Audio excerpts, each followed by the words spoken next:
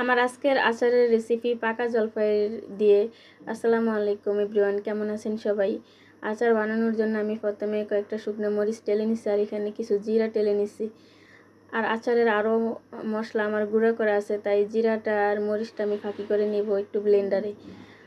আচার বানানোর জন্য আমি এখানে 125 গ্রামের সাথে একটু বেশি চিনি দিয়েছি। চিনিটাকে আমি একটু ক্যারামেল করে নিব। জলপাইয়ের আচারটার মধ্যে আমি কোনো তেল ইউজ করব না।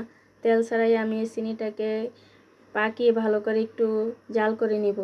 এটা যখন একটু এরকম গলে আসবে, চকলেট কালার ধারণ করবে আস্তে আস্তে, তখন আমি এর মধ্যে এটা পাক এসে গেলে একটু কিছু পানি অ্যাড করব। একটু গরম পানি অ্যাড করে আমি তারপর আমার পাকা জলপাইগুলো দিয়ে দেবো। আমি এই কারণে পাকা জলপাই দিয়ে আচার করতেছি যে দেখি পাকা জলপাইয়ের আচারটা কেমন হয়। যাক, আমি এখানে একটু পানি দিয়ে দিলাম। এই পানিটা দেওয়ার কারণ হচ্ছে জলপাইগুলো আমার এই পানির মধ্যে সিদ্ধ হতে হবে। যেহেতু আমি জলপাইগুলো কাঁচা ছেড়ে দিব, পাকা জলপাইগুলো বাফাইনি, তারপর এই জলপাইগুলো দিয়ে দিলাম। এখন এই জলপাইগুলো একদম ভালো করে একটু নেড়ে চেড়ে সিদ্ধ করে নিতে হবে। আর পরিমাণ মতো দিয়ে দিলাম লবণ। লবণটা প্রথমে দিয়ে দিছি যাতে ভিতরে লবণটা ভালোভাবে জলপাইয়ের সাথে জড়িয়ে যায়। আর এই দেখেন কালারটা কিন্তু অনেক সুন্দর এসে গেছে। কিছুক্ষণ এভাবে নাড়াচাড়া করে তারপর আমি যে ফাঁকি করা মরিচ গুঁড়োটা আমি আগে দিয়েছি, তারপর এখানে একটু আবার মরিচের গুঁড়ো দিয়েছি। যেহেতু আমি জাল টক আচারটাও করব, তাই একটু ঝাল ঝালও যাতে হয়। আর দিলাম ওই যে মশলা আচারের যেটা থাকে সে দেয়, ওটা আমি দিলাম।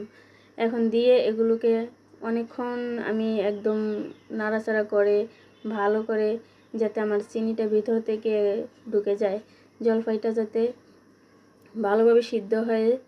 আর এখানে আবারও আমি একটু মশলা দিয়ে দিছি, কারণ প্রথমে কিছু মশলা দিছি, আবার পরে দেওয়ার জন্য যে ভালোভাবে মশলাটা একদম ভিতরে একদম জড়িয়ে যায়। আর কিছু দিলাম আবার একটু পরিমাণ মতো কেওড়া জল, যেটা সাদা ভিনেগার, এটা দিয়ে দিলাম।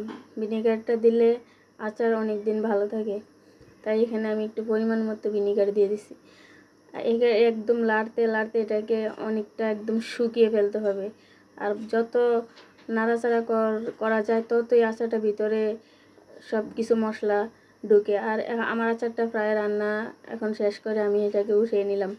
দেখেন জলপাইয়ের কালারটা কিন্তু অনেক সুন্দর এসেছে, আর খেতেও কিন্তু ভিতর থেকে জুসি, সব কিছুই ভালোভাবে মিশে গেছে আচারের সাথে, মশলা চিনি সব কিছু। আর দেখেন কালারটাও কত সুন্দর এসেছে। আমার ভিডিওটা যদি আপনাদের কাছে ভালো লাগে তাহলে আপনারাও রেসিপিটা ট্রাই করবেন, আর ভালো লাগলে একটা লাইক কমেন্ট শেয়ার করে দিবেন। আমার আচার কিন্তু আমি এটাকে আরও রোদে শুকাবো কিছুদিন, 2-3 দিন রোদে শুকিয়ে তারপর আমি একটা কোটোতে রাখবো। আল্লাহ হাফেজ।